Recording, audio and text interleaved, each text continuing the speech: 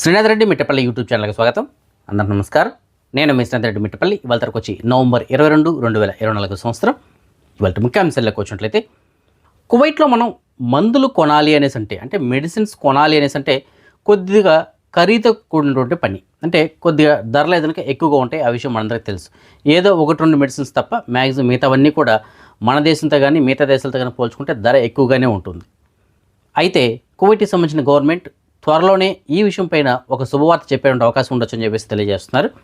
Kuwait ఉన్నటువంటి పౌరులు మరియు ప్రవాసీలు అందరికీ సరసమైనటువంటి ధరల్లో మెడిసిన్స్ అందించాలన్నటువంటి లక్ష్యంతో చాలా రకాల మెడిసిన్స్ పైన 30 నుంచి 80% వరకు ధరలు తగ్గించాలన్నటువంటి నిర్ణయం తీసుకోబోతున్నట్లు తెలియజేస్తున్నారు.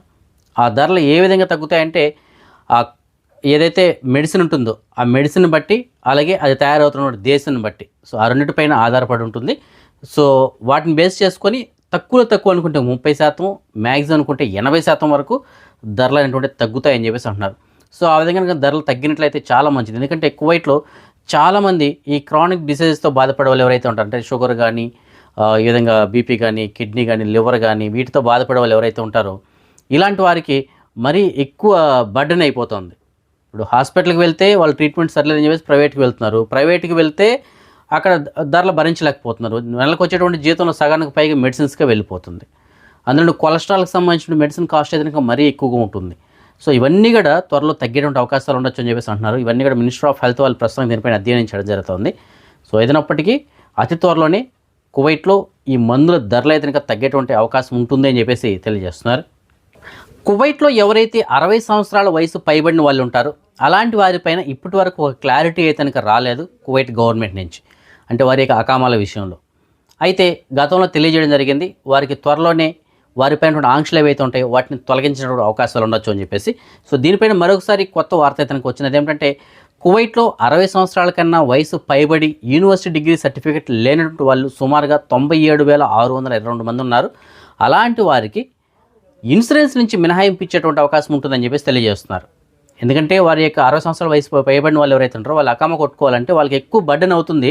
అకామా కన్నా ఇన్సూరెన్స్కే ఎక్కువ అయిపోతుంది డబ్బులు, సుమారుగా 500 దినాల వరకు అయితే తీసుకుంటున్నారు. సో దాని నుంచి మినహాయింపు ఉండొచ్చు అని చెప్పేసి అంటున్నారు. అంటే జనరల్గా మిగతా వాళ్ళకి ఏ విధంగా అయితే ఇన్సూరెన్స్ డబ్బులు తీసుకుంటారో సేమ్ అదేవిధంగా వెలగడి తీసుకునే అవకాశాలు ఉండొచ్చు అని చెప్పేసి అంటున్నారు. సో అది కనుక వచ్చినట్లయితే సుమారుగా 97,622 మందికి దాని నుంచి లబ్ధి పొందడానికి అవకాశం ఉంటుంది. సో వాళ్ళందరూ కూడా యూనివర్సిటీ డిగ్రీ సర్టిఫికేట్ లేనటువంటి 60 సంవత్సరాల వయసు పైబడిన వాళ్ళు. సో ఇదిలా ఉండగా కువైట్కి సంబంధించినటువంటి ప్యాసివ్ వాళ్ళు తెలియజేసినటువంటి గణాంకాల ప్రకారం కువైట్ వ్యాప్తంగా ఉన్నటువంటి ప్రవాసీల సంఖ్య 33,58,654 మంది ఇప్పటి వరకు ఉన్నటువంటి ప్రవాసీలు. అందులో ఏ కేటగిరీకి, అంటే ఎవరెవరు ఏ విద్యార్హత కలిగిన వాళ్ళు ఉన్నారు ఏమిటి అని చెప్పేసి వాటికి సంబంధించినటువంటి గణాంకాలు విడుదల చేశారు.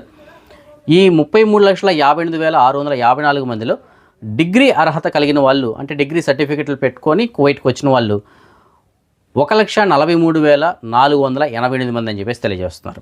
అలాగే పీజీ కానీ లేదంటే పిహెచ్డి కానీ ఇలాంటివి చేసిన వాళ్ళు 6,561 మంది ఉన్నారని చెప్పేసి చెప్తున్నారు. అలాగే పూర్తిగా చదువు లేదు అని చెప్పేసి వచ్చిన వాళ్ళు 82,258 మందిగా ఉన్నారు. అలాగే ఎలిమెంటరీ స్కూల్ అంటే 1 నుంచి 5 వరకు చదివింటారు కదా, సో అలాంటి వాళ్ళు వచ్చి 1,75,672 మంది ఉన్నారు. అలాగే ఇంటర్మీడియట్ విద్యార్హతతోటి కువైట్కి వచ్చిన వాళ్ళు 6,32,017 మంది ఉన్నారు. అలాగే వాళ్ళు ఏది మెన్షన్ చేయలేదు, ఏం చదువుకున్నారు ఏమిటనేది పూర్తిగా విద్యను గురించే మెన్షన్ చేయకుండా వచ్చిన వాళ్ళు సుమారుగా 7,95,349 మంది ఉన్నారు.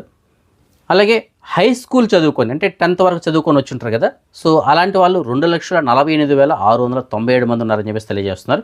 వీరితో పాటుగా డిప్లొమా చదివిన వాళ్ళు, అలాంటి వాళ్ళు వచ్చి 79,902 మంది ఉన్నారు. సో మొత్తం మీద ఏంటంటే కువైట్ వ్యాప్తంగా ఉన్నటువంటి ప్రవాసీల సంఖ్య ఇప్పటి వరకు ఇవాళ వరకు, అంటే ఇవాళ చెప్పినటువంటి గణాంకాల ప్రకారం 33,58,654 ఉందని చెప్పేసి తెలియజేస్తున్నారు. కువైట్లో జనరల్గా విద్యుత్ తయారీ అనేటువంటిది పెట్రోల్ ఆధారితంగానే తయారవుతుంటుంది. అంటే పెట్రోల్ను ఉపయోగించి ఇక్కడ విద్యుత్తును తయారు చేస్తూ ఉంటారు మ్యాక్సిమం. అయితే దీనిపైన మాత్రమే ఆధారపడకుండా సోలార్ ద్వారా కూడా మనం విద్యుత్తును తయారు చేసుకోగలిగితే చాలా బాగుంటుందని చెప్పేసి గతంలో గవర్నమెంట్ ఆలోచిస్తుందని చెప్పేసి మనం చెప్పుకోవడం జరిగింది. సో అందులో భాగంగానే కువైట్ గవర్నమెంట్ కువైట్లో కొన్ని పాఠశాలల్లో ఈ సోలార్ ప్లేట్స్ని ఏర్పాటు చేసి విద్యుత్తుని వాడుకోవాలని చెప్పేసి భావించారు. అందులో మొదటి దశలో కువైట్లో ఉన్నటువంటి ఈ సబాహ్ అల్ నాసర్ గత 7లో ఉన్నటువంటి మూడీ బుర్జాస్ ఆల్ సోర్ ఇంటర్నేషనల్ స్కూల్, ఇది మహిళలకు సంబంధించినటువంటి స్కూల్, అంటే ఆడపిల్లలకు సంబంధించినటువంటి స్కూల్ ఇది. ఆ స్కూల్ పైన ఈ సోలార్ ప్లేట్స్ని ఏర్పాటు చేస్తారు. దాని ద్వారా వచ్చిన విద్యుత్తోటి ఆ స్కూల్ ఇతనికి నడుస్తుంది. సో ఇది మిగతా స్కూల్ అన్నిటికీ మోడల్గా నిలిచిందనమాట. సో ఇదే విధంగా కువైట్లో ఉంటే మిగతా అన్ని స్కూల్స్లో కూడా ఈ సోలార్ ప్లేట్స్ అనేది ఏర్పాటు చేయాలని చెప్పేసి భావిస్తున్నారు. సో కువైట్లో సోలార్ ప్లేట్స్ కనుక ఏర్పాటు చేసినట్లయితే విద్యుత్కి కొరత ఉండకపోవచ్చు. ఎందుకంటే ఇక్కడ మనకి మీకు తెలుసు కదా, ఎక్కువగా ఎండ ఇతనికి ఉంటుంది. సో చలికాలం ఈ 3-4 నెలలు తప్ప మిగతా సమయం అంతా కూడా ఎక్కువగా ఎండ ఇతనికి ఉంటుంది. సో విద్యుత్కి ఇతనికి కొరత ఉండకపోవచ్చు. కాబట్టి ఈ సోలార్ ప్లేట్స్ అనేటువంటిది భవిష్యత్తులో కువైట్ వ్యాప్తంగా చాలా ఎక్కువగా ఏర్పాటు చేయడానికి అవకాశాలు ఉంటాయని చెప్పేసి తెలుస్తుంది. మరిన్ని అప్డేట్స్ చూసే ముందు కువైట్లో ఉన్న మీరు ఎవరైనా కువైట్ నుంచి ఇండియాకి కార్గో ధర వస్తువులు పంపించుకోవాలనుకుంటున్నారా? అది ఎయిర్ కార్గో కావచ్చు, లేదంటే సీ కార్గో కావచ్చు. దేని ద్వారానే సరే మీరు వస్తువులు పంపించాలి అనుకుంటే మీకు నేను డిస్ప్లేలో కువైట్లో ఉన్న మన తెలుగు వారికి సంబంధించిన భారత్ కార్గో సర్వీస్ వాళ్ళ నెంబర్ ఇస్తున్నాను. మంచి సర్వీస్ అయితే అందిస్తున్నారండి. సో మీరు ఏ విధంగా అయినా సరే, అంటే ఎయిర్ కార్గో లేదంటే సీ కార్గో, దేని ద్వారా సరే వస్తువులు పంపించాలనుకుంటే ఆ నెంబర్ కాల్ చేసి పూర్తిగా కనుక్కొని మీ వస్తువులు మీరు కార్గో ద్వారా పంపించుకోవచ్చు. కువైట్ గవర్నమెంట్ కువైట్లో ఉన్నటువంటి 2 కుటుంబాలకు సంబంధించినటువంటి 310 మంది యొక్క పౌరసత్వాన్ని ఉపసంహరించుకుంటుంది, అంటే క్యాన్సిల్ చేసేసింది. 2 కుటుంబాల్లోనే 310 మంది ఉన్నారనమాట. సో ఇది ఏమిటి, దీని కథ ఏమిటి అని మనం వివరాలుగా చూసుకున్నట్లయితే, కువైట్కి సంబంధించినటువంటి ఉప ప్రధానమంత్రి, రక్షణ మంత్రి మరియు మినిస్టర్ ఆఫ్ ఇంటీరియర్కి సంబంధించిన మంత్రి అయినటువంటి షేక్ ఫహద్ అల్ యూసఫ్ గారి నేతృత్వంలో 2 రోజుల క్రితం మన వీడియోలో చెప్పుకోవడం జరిగింది. ఒక మీటింగ్ అనేటువంటిది ఏర్పాటు చేశారు. ఈ సమావేశంలో సుమారుగా 1647 మందికి సంబంధించినటువంటి పౌరసత్వాన్ని క్యాన్సిల్ చేయాలని చెప్పేసి నిర్ణయం తీసుకున్నారని చెప్పేసి మనం చెప్పుకోవడం జరిగింది. అలాగే అక్టోబర్ 31 నుంచి ఇప్పటి వరకు సుమారుగా 4601 మంది యొక్క ఫైల్స్ అనేటువంటిది పరిశీలించి వారి యొక్క పౌరసత్వాన్ని క్యాన్సిల్ చేయాలని చెప్పేసి నిర్ణయం కూడా తీసుకోవడం జరిగింది. ఇందులో 2 కుటుంబాలకు సంబంధించినటువంటి ఆ 2 కుటుంబాలు కూడా సిరియన్ దేశానికి సంబంధించినటువంటి 2 వ్యక్తులు. సో వారి ఫ్యామిలీకి సంబంధించినటువంటి 310 మంది యొక్క పౌరసత్వాన్ని క్యాన్సిల్ చేయబోతున్నట్టు తెలియజేశారు. అంటే ఆల్రెడీ క్యాన్సిల్ చేసేశారు. సో ఆ 310 మంది అంటే 2 కుటుంబాలు అంటే మీకు కన్ఫ్యూజ్గా ఉంది కదా. యాక్చువల్లీ దీనికి సంబంధించిన వివరాలు మనం చూసుకున్నట్లయితే చాలా సంవత్సరాల క్రితం ఒక 2 పిల్లలు, కవల పిల్లలు అని చెప్పి సర్టిఫికెట్ తోటి కువైట్లో వారికి పౌరసత్వాన్ని అయితే పొందడం జరిగింది. ఒక వ్యక్తి కువైట్కి సంబంధించిన పిల్లలు కానీ కవల పిల్లలుగా సర్టిఫికేట్ సబ్మిట్ చేసి పౌరులుగా నమోదు చేసుకున్నారు. అంటే ఏదో లంచం ఇచ్చారో ఏమి ఇచ్చారో తెలియదు మనకి. దాని తర్వాత వాళ్ళు కువైట్ పౌరులుగా పెరగడం జరిగింది. చిన్నపిల్లలప్పటి నుంచి పెద్దవాళ్ళు అయ్యారు. మళ్ళీ వాళ్ళకి పిల్లలు పుట్టారు, వాళ్ళకి పెళ్ళిళ్ళు అయ్యాయి, మళ్ళీ వాళ్ళకి పిల్లలు పుట్టారు.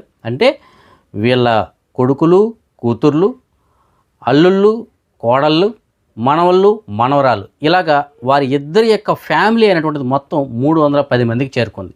ఇప్పుడు దీనిపైన కమిటీ, సుప్రీం కమిటీ ఏదైతుందో అది పూర్తిగా విచారణ జరిపిన తర్వాత వాళ్ళిద్దరూ కూడా ఈ విధంగా అక్రమంగా కువైట్కి సంబంధించినటువంటి పౌరసత్వాన్ని పొందారు. కాబట్టి వారి పౌరసత్వాన్ని క్యాన్సిల్ చేస్తే ఆటోమేటిక్గా ఈ 310 మంది పౌరసత్వం కూడా క్యాన్సిల్ అయినట్టే లెక్క. సో మొత్తం మీద ఆ 310 మందికి సంబంధించిన పౌరసత్వాన్ని క్యాన్సిల్ చేస్తున్నట్టు తెలియజేస్తారు. అలాగే మిగతా ఎవరికైతే పౌరసత్వాన్ని క్యాన్సిల్ చేశారో అందులో కొంతమంది ఆల్రెడీ భయపడి దేశం వదిలి పారిపోయినట్లు తెలియజేస్తున్నారు. మిగతా కొంతమంది కువైట్లో ఎవరైతే ఉన్నారో వారిలో కొంతమందిని గుర్తించడం జరిగింది. మరి కొంతమంది కోసం గాలిస్తున్నారు. ఎందుకంటే ఎక్కడో అక్కడ దాక్కున్నారు. ఎందుకంటే వాళ్ళకి తెలిసిపోయింది ఇంకా మనం ఏ విధంగా పౌరసత్వం పొందినారో వాళ్ళకి ఐడియా ఉంటుంది కదా. సో అలాంటి వాళ్ళందరూ బయట రాకుండా దాక్కోవడం జరిగింది. సో వారి గురించి గాలిస్తున్నారు. సో ఈ విధంగా కువైట్ గవర్నమెంట్ ఈ మధ్య కాలంలో చాలా గట్టిగా ఉంది. ఎవరైతే కువైట్ పౌరసత్వాన్ని అక్రమంగా పొందింటారో అలాంటి వారిని గుర్తించి వారిపైన చర్యలు తీసుకోవడం కోసం. సో ఏదైనప్పటికీ చూడండి, 2 ఫ్యామిలీస్, ఆ 2 కూడా సిరియన్ దేశానికి సంబంధించిన వాళ్ళే. ఈ 2 ఫ్యామిలీస్లో 310 మంది అంటే మరి వాళ్ళు ఏ విధంగా ఫ్యామిలీని పెంచి పోషించారో చూడండి. 310 మంది, 2 కారకులు వచ్చి 2, ఆ 2 నుంచి 310 మంది. కువైట్కి సంబంధించిన భద్రతా అధికారులు కువైట్లో గత 4-5 రోజులుగా తనిఖీలు అయితే చాలా ముమ్మరంగా నిర్వహిస్తున్నారు కదా. ఇందులో భాగంగా మహబూలా మరియు ఫాహిల్ ఈ ప్రాంతంలో కూడా తనిఖీలు నిర్వహించారు. ఈ తనిఖీల్లో సుమారుగా 840 ట్రాఫిక్ ఉల్లంఘనలు నమోదు చేసినట్టు తెలియజేస్తున్నారు. అలాగే నివాస కార్మిక చట్టాన్ని ఉల్లంఘించిన ఒక 5గురిని అదుపులో తీసుకున్నట్లు, వాంటెడ్ లిస్టులో ఉన్నటువంటి ఒక 2ని, అలాగే అనుమానిత వస్తువులు కలిగి ఉన్నటువంటి, అంటే మాదద్రవ్యాలు లాంటివి కలిగి ఉన్నటువంటి, అలాగే అసాధారణ స్థితిలో ఉన్నటువంటి ఒక 4గురిని అదుపులో తీసుకున్నట్టు తెలియజేస్తున్నారు. అలాగే వాంటెడ్ లిస్టులో ఉన్నటువంటి ఒక 4 వాహనాలను కూడా స్వాధీనం చేసుకున్నట్లు తెలియజేస్తున్నారు. ఎవరైతే ఇప్పుడు పట్టుకున్నారో వారందరిపైన చట్టపరమైన చర్యలు తీసుకోవడం కోసం సంబంధిత భాగాలకి రిఫర్ చేసినట్లు తెలియజేస్తున్నారు. మన సబ్స్క్రైబర్ ఒకరు మనకి మెసేజ్ పెట్టారు. ఆయనకి సంబంధించినటువంటి సివిల్ ఐడి కార్డ్ని ఫాహిల్ బీచ్లో పోగొట్టుకున్నానని చెప్పేసి అంటున్నారు. ఆ సివిల్ ఐడి కార్డు పైన పేరు అయితే కనుక రాము పంతుల అని చెప్పేసి ఉంటుంది. సో ఫ్రెండ్స్, మీకు ఎవరికైనా సరే రాము పంతుల అన్న పేరు కలిగినటువంటి సివిల్ ఐడి కార్డు కనుక దొరికినట్టయితే మీకు డిస్ప్లేలో నేను ఒక నెంబర్ ఇచ్చాను కదా, ఆ నెంబర్ కాల్ చేసి ఆయనకి సమాచారం అందించగలరు. ఫ్రెండ్స్, ప్రతి వారం మనం హెల్త్ ఇన్సూరెన్స్ అలాగే లైఫ్ ఇన్సూరెన్స్ వీటి గురించి మనం కొన్ని విషయాలు అయితే కనుక తెలియజేసుకుంటున్నాం కదా. అయితే కొంతమంది అడుగుతుంది ఏంటంటే, అన్న హెల్త్ ఇన్సూరెన్స్ మేము తీసుకోవాలనుకుంటున్నాం, కాకపోతే అమౌంట్ ఎంత అని చెప్పేసి అడుగుతున్నారు. సో దానికి మనం అమౌంట్ చెప్పిన తర్వాత కొద్దిగా ఎక్కువగా ఉంది, మాకు ఏమన్నా ఈఎంఐ ఆప్షన్ ఉంటుందని చెప్పేసి అడుగుతున్నారు. సో ఈఎంఐ ఆప్షన్ ఏదైనా ఉంటుందండి. ఎవరైతే 3 ఇయర్స్కి ప్లాన్ తీసుకుంటారో, ప్రీమియం కట్టాలని చెప్పేసి డిసైడ్ అవుతారో ఒకేసారి, ఇయర్కి అయితే కనుక ఒకేసారి పే చేసుకోవాల్సి ఉంటుంది. అదే 3 ఇయర్స్కి ఒకేసారి కట్టడానికి ఎవరైతే రెడీ అవుతారో అలాంటి వారికి ఈఎంఐ ఆప్షన్ కూడా ఉంటుందండి. అంటే ఇప్పుడు ఫర్ ఎగ్జాంపుల్కి 3 సంవత్సరాలకి కలిపి ఒక 30,000 అనుకుందాం. ఆ 30,000లో స్టార్టింగ్లో డౌన్ పేమెంట్ కింద ఒక 25% అమౌంట్ కడతాం. మిగతా అమౌంట్ అనేటువంటిది నెల ఇంత అని చెప్పేసి మనం ఎన్ని నెలలకి అయితే పెట్టుకోగలమో అన్ని నెలలకి మనం పెట్టుకోవచ్చు. అంటే 3 నెలలకు కానీ, 6 నెలలకు కానీ, 9 నెలలకు కానీ, 12 నెలలకు కానీ డివైడ్ చేసుకొని మనం కట్టుకోవచ్చు అనమాట. అది ముందుగా మనం డిసైడ్ చేసుకోవచ్చు. సో ఏదైనప్పటికీ ఈఎంఐ ఆప్షన్ కూడా ఉంటుంది. కాబట్టి ఎవరైనా ఇన్సూరెన్స్ తీసుకోవాలి అనుకునే వాళ్ళు ఉంటే కనుక 3 సంవత్సరాలకు తీసుకుంటే చాలా బెస్ట్ మీకు. దానివల్ల మీకు బెనిఫిట్ ఏమిటంటే సంవత్సరం కట్టాలనేటువంటి టెన్షన్ ఒకటి మీకు తగ్గుతుంది. అలాగే ఈ వెయిటింగ్ పీరియడ్లో అవి ఏవైతే ఉంటాయో అవి మొదటి 2 సంవత్సరాలు వెళ్ళిపోతాయి. సో మనకు తెలియకుండానే గడిచిపోతుంది. మళ్ళీ అడిషనల్గా ఇంకొక ఇయర్ మనకు ఉంటుంది. దాని తర్వాత మనకి టెన్షన్ లేకుండా అన్ని కవరేజ్ అయినట్టు ఉంటుందన్నమాట. నెక్స్ట్ ఇంకోటి ఏంటి, ఒకవేళ మధ్యలో ఏదైనా ప్లాన్ చేంజ్ అయినా మనకు ప్రాబ్లం లేదు. ఒకవేళ మధ్యలో ఏదైనా ట్యాక్సులు పెరిగినా మనకు సంబంధం లేదు, ఎందుకంటే ఆల్రెడీ మనం కట్టేసినాం కాబట్టి ఇలాంటి బెనిఫిట్ అయితే ఉంటుంది.